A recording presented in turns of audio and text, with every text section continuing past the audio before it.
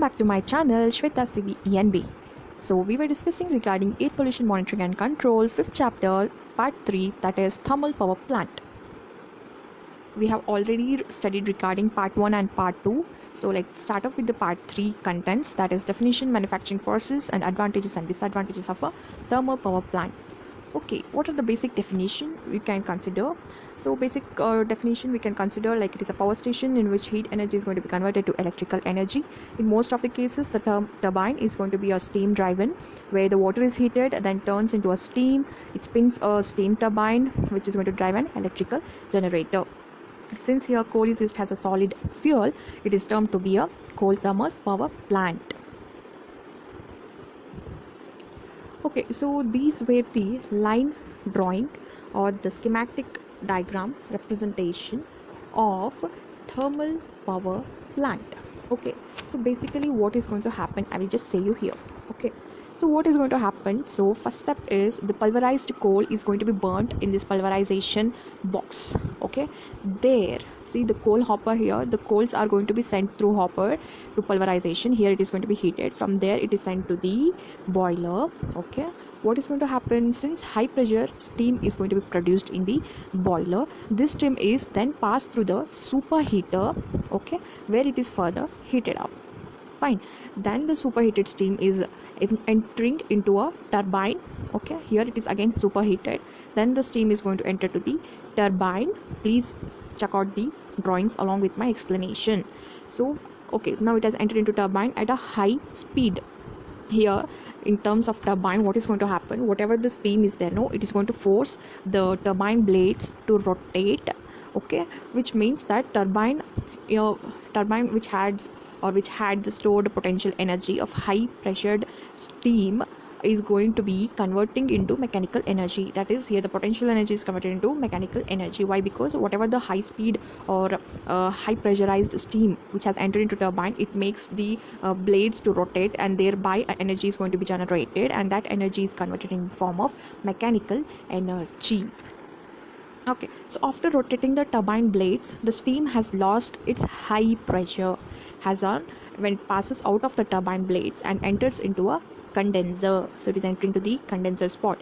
Here what is going to happen? The cold water is circulated with the help of a pump which condenses the low pressure wet steam. This condensed water is then further supplied to low pressure water heater, where the low pressure steam increases the temperature of the feed water.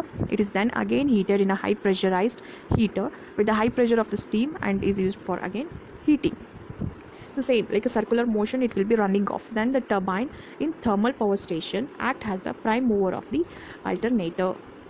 So you got an idea regarding how it is working. So whatever the steam, everything which is there, it will be see, it is sending back over here.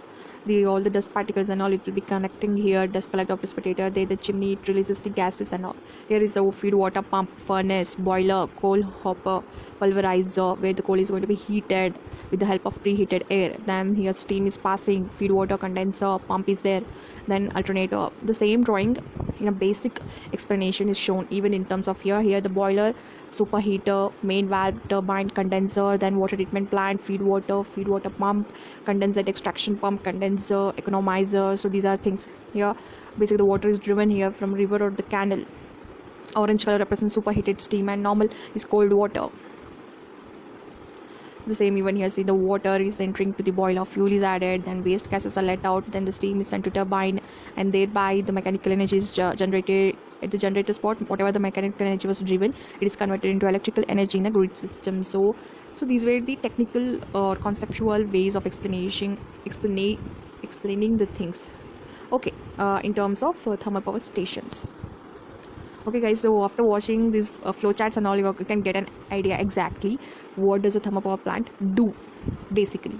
Okay, so very beautiful pictures, so you people can choose any kind of drawing in terms of these for your examination point of view. Okay, whichever you feel comfortable you can draw. Okay, so these were the steps what I explained in priorly with the line drawings and all. So the same things are written. Okay, step A and step B. the same continuation. You people can refer by pausing the video and you can note down those points.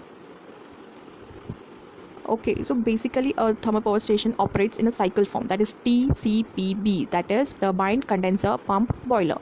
So in a circular motion it is going to work, and they also say that the efficiency of thermal power plant will be to the input of electricity given. So for up to 1 megawatt, if they are giving electricity, then 4% efficiency will be obtained. For 1 megawatt to 10 megawatt, 12. For 10 to 50, 16. 50 to 100, 24. And above 100, 27%. So it is efficiency is always less than 30% only, even though they use the coal and all, but still it is less. So what about the advantages and disadvantages of a thermal power station means?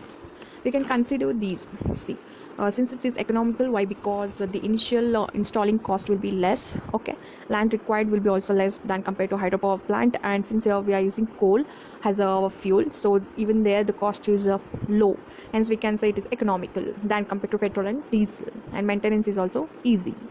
And what about the disadvantages? We can consider that efficiency is low, less than 30%. And we can also say that due to the thermal power station and all, heavy smoke will be generated, which causes air pollution. Due to the working of thermal power station only, that particular area will be affected by global warming.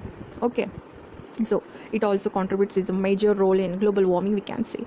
And then whatever heated water is there, if it is going to be like sent to the canals or rivers back, then aquatic lives will be in danger. So overall it is going to affect the environment though, so we need to take proper precautionary measures to save environment. Okay, so this was the explanation for part 3 thermal power station in a brief manner. I hope you have understood. So you people can like, share and subscribe my channel Shweta CVENV. You can also follow me on Instagram ID at the rate I'm Shweta Shwe. Do hit the bell icon for further notification. Stay in your home and be safe. God bless you all, and thank you.